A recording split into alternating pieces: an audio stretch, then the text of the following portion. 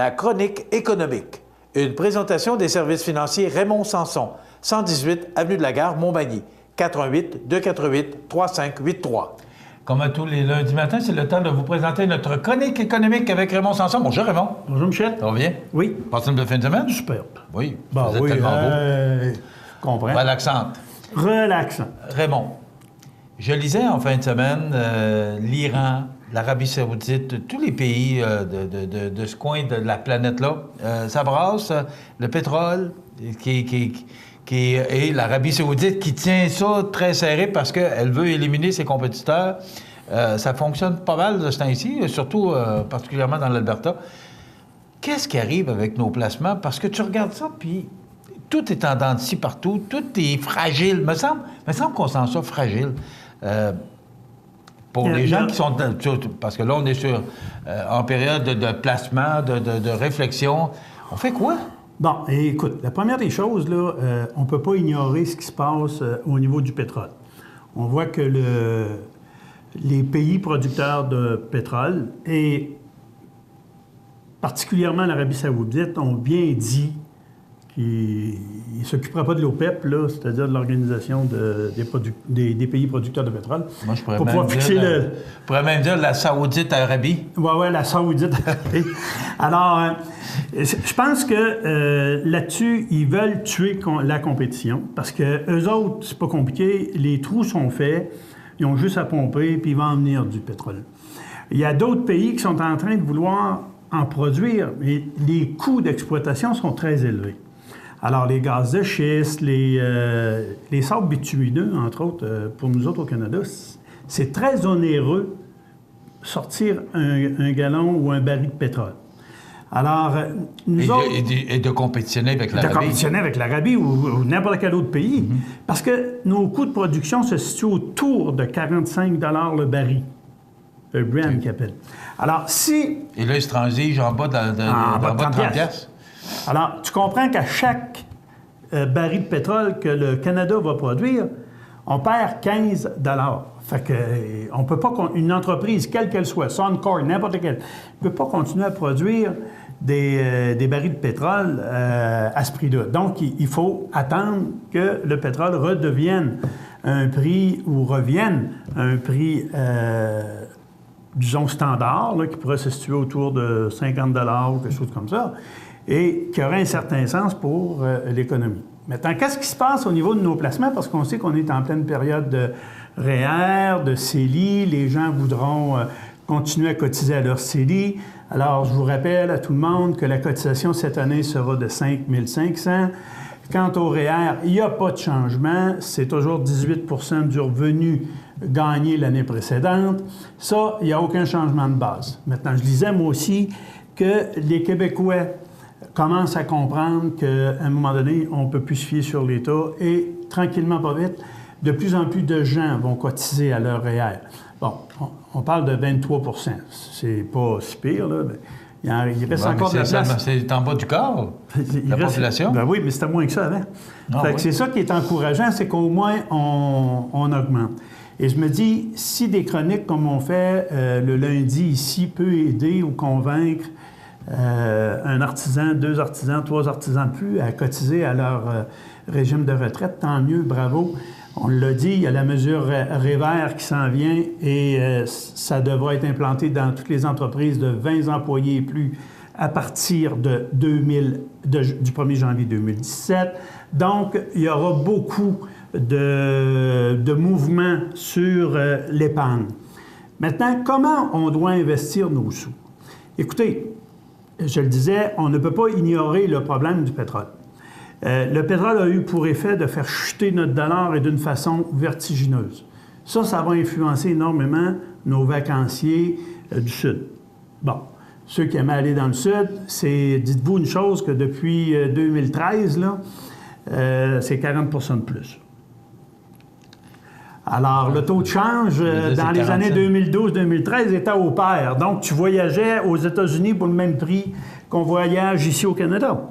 Mais là, on n'est plus pareil. Là. C'est 40 % le taux de change. Est-ce que ça affecte l'économie américaine aussi?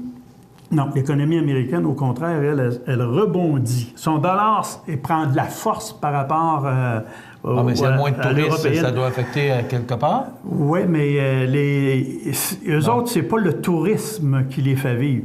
C'est que c'est leur production, leur capacité de produire. Alors, les gens qui allaient passer 6 mois dans le Sud, ils y vont encore, il ne faut pas se leurrer. Là. Il y avait des comptes, eux autres étaient organisés où il y avait des comptes US, puis il y avait ce qu'il fallait. Mais je pense, au contraire, c'est que nous autres, ça va nous avantager. Beaucoup plus d'Américains du Nord-Est vont venir nous visiter cet hiver, je pense. Mais là, Raymond, on parle de placement, là, puis on regarde toutes les bourses partout, là, c'est en baisse partout depuis un mois. On parle de Chine. La Chine, là, c'est vraiment important. Là, on fait quoi? On place où? Non, alors, et là, on prend-tu... Parce qu'il y a 3 façons de placer, là. Peu risqué, un risque moyen et un risque élevé. On fait quoi? Bon, dans le cas de tout placement à l'heure actuelle, bien entendu, si je continue à suivre ma philosophie qui est d'ignorer le dépôt à terme, parce que le dépôt à terme ne rapporte que 0,5 on est aussi bien de laisser l'argent en dessous du matelas, là, comme on disait l'autre jour. Ça donne rien. Alors, moi, ce que je propose aux gens, ce que je leur dis, c'est qu'en fonction de leur capacité d'accepter un risque, on va prendre des fonds diversifiés. Des fonds diversifiés qui vont soit investir dans des titres à revenus fixes, c'est-à-dire des obligations de société, des obligations gouvernementales, des actions à dividendes. Pas des actions qui vont prendre de la valeur nécessairement, mais qui vont verser un revenu. C'est pour ça qu'on appelle ça des fonds à revenus fixes. Ces fonds-là, à moins d'une hausse de taux d'intérêt vertigineuse d'une façon rapide, ce qui est peu probable, ne peuvent pas avoir beaucoup de rendement négatif. Je ne dis pas que ça se peut pas, mais en tout cas, c'est très peu probable. Donc ça, c'est des fonds qui sont excessivement prudents. Ensuite, on aura des fonds qui vont être dits diversifiés, où on va toucher du revenu fixe avec des fonds d'action. Maintenant, le gestionnaire qui va travailler le portefeuille, lui, aura la responsabilité de répartir la quantité de revenus fixes par rapport à la quantité d'actions dans son fonds pour répondre davantage au profil d'un investisseur. Et il y aura aussi des fonds diversifiés où on va tenir compte des actions, on va tenir compte de la région géographique. La région géographique, je veux dire, est-ce qu'on va investir particulièrement aux États-Unis, en Europe, en Asie, en Chine? Là, à l'heure actuelle, on traverse une crise. Mais ce n'est pas à l'investisseur comme tel, à l'épargnant, de décider où il doit investir ses sous. Je pense qu'il doit faire confiance à son conseiller qui, après avoir fait le profil avec lui, pourra choisir le fonds le plus approprié. Bien entendu, il ne faut pas oublier une chose, à l'heure actuelle, la Bourse canadienne a baissé considérablement, mais il ne faut pas oublier que l'indice, ce qu'on appelle l'indice, c'est les 50, 100, 200 meilleures compagnies au Canada ou aux États-Unis. Ça, c'est l'indice. Si ces compagnies-là, si la valeur de ces compagnies-là baisse, bien, c'est sûr que l'indice va baisser, puis c'est la courbe qu'on voit sur le TSX. Bien, je disais en fin de semaine que le titre de la Banque nationale avait perdu beaucoup de valeur dans les dernières semaines. Mais c'est une banque. Alors là, on ne panique pas, oui. Celui qui détient uniquement des actions de la Banque nationale, lui a vu son portefeuille baisser davantage. Mais celui qui avait un fonds dans lequel le fonds détenait des actions de la Banque nationale, mais pour à peu près 1 % de la valeur du fonds, ça paraît presque pas. Alors, c'est là qu'il faut être prudent. C'est dans le choix de ces fonds. Je ne crois pas que tout le monde, parce qu'on disait qu'il y avait un regain là, pour les investisseurs qui voulaient aller directement sur le marché boursier via des compagnies à escompte. Bon. C'est pas tout le monde, je pense. Là, on boursicote dans ce temps-là. Moi, c'est le même que j'appelle ça. On peut pas boursicoter constamment, dire, bon, ben, aujourd'hui, j'achète le titre de Sun Life, disons, et puis je le revends demain matin parce que j'ai fait 10 cents avec. Ça marche pas de même. Et il faut tout simplement y aller sur un horizon à long terme. Parce que dites-vous une chose, l'argent qu'on gagne rapidement peut se perdre très rapidement en bourse. Alors que si on y va avec un processus constant et fidèle à sa façon de vivre avec le risque, dans des fonds diversifiés, mais malgré on va ça, faire Raymond, confiance à on nos regarde le gestionnaires. tableau actuellement. Moi, je regarde le mien, là.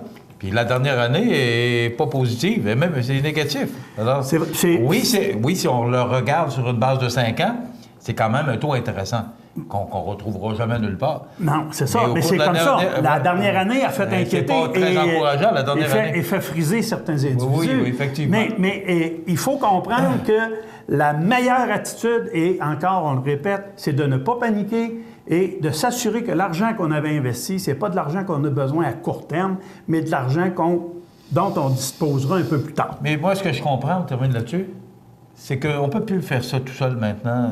Non. C'est trop en dents de scie, c'est trop volatile, que ça nous prend des gens qui nous conseillent puis qui nous orientent, parce qu'on n'est pas, je pense, familier avec ça.